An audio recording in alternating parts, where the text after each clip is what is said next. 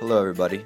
Today I tried making homemade sourdough pizza. Now, you probably don't want to follow along with this recipe. It's not the best. You may want to follow along with it. It kind of worked, it kind of didn't, but do whatever you want. So this is how I did it. First, I had to make the starter, and I did that using about 1 tablespoon of flour and about 1 tablespoon of water every day for 7 to 8 days.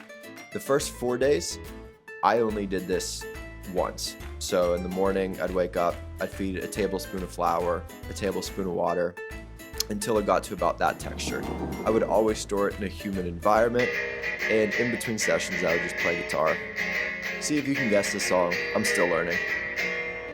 Then, in the meantime, I also made some chocolate chip pancakes because you unfortunately have to wait and be very patient with this process.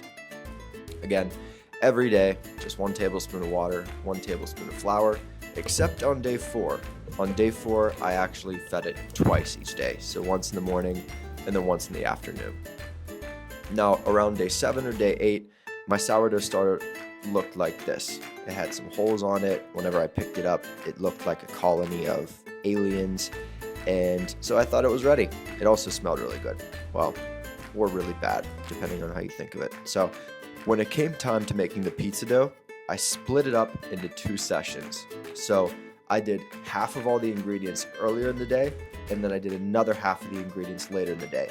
I did this so it would give my sourdough starter some more time to ferment and to pick up all of that flour throughout the day. I wasn't just giving it some huge feeding. Now I'm gonna pop up all of the ingredients and the ratios on the screen here in just 1 second. Like I said, I did half of these ingredients early, half later. This actually was my little cheat sheet, but I'll put it up on the screen so it's easier for you to read. Now again, I had to wait, so I went ahead and I played chess, and this is actually the best game of chess I think I've ever played in my life. Usually I just make a bunch of blunders because I can be impatient. Like I said, I'll leave the ingredients up on the screen now. You could follow along. This was the second feeding that I did later in the day. Once you're all done with this, you're going to cover it up with a towel once again, and then you're going to store it somewhere humid. It was nighttime now, and this is how you want to prepare it for the next day. So I'm going to go ahead and I'm going to put it back into a ball. I'm going to get a bowl here, and I'm going to put some olive oil in it, just so that way the dough doesn't stick. Flour your table down, and then you want to head and pour all of that nice gooky sourdough onto the table here. We're going to then roll it up into a nice pizza dough ball. Now, like I said, I'm not the best at sourdough. It's probably better for you to find, some lovely lady on YouTube who's been making sourdough in Italy forever. She's way better at this than I am. I am still making a ton of mistakes, but this was just kind of my experience doing it.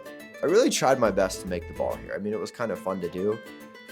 My biggest struggle with this wasn't necessarily making all of this, but I feel like my dough didn't turn out right. I'll show you in a bit, but seal it up in a Ziploc bag, put it in the fridge overnight, and then the day that you want to make it, you want to take it out of the fridge for like 6 to 8 hours.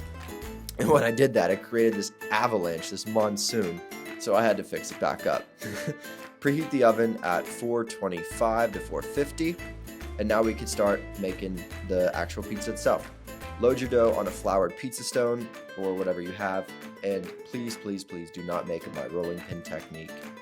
I know it's not the best. I know here, let's actually make fun of it together. So it kind of has this dainty little expression to it, like my pinky's up in the air, like I'm drinking tea or something, doesn't it? But hey, it worked somehow. These were the ingredients that I used. I used an organic pizza sauce. You can use really any organic pizza sauce that you want. I like the taste of a basil in my pizza sauce. I think it's great. This was a technique that I learned when I used to work at a pizza shop. You just take a spoon down, put it in the middle, and do a bunch of circles until you get the texture that you desire. I don't like to use a ton of sauce on my pizza. I like the sauce to be more thin. Now you can get your cheese. I used an organic grass-fed goat cheese. Go ahead and grate it down and put on as much as you like. So far, my experience doing this was pretty straightforward. The hardest part is kind of the sourdough starter itself. It can take a couple tries of doing it until you figure out the right texture. I mean, my ratios probably weren't exact, but every day you just don't want it too watery or too cakey. So throw your pizza in the oven for about 15 to 20 minutes, and voila, it's all done. Now again, this could have been better. I wish my dough would have risen, but there's always next time, kiddo.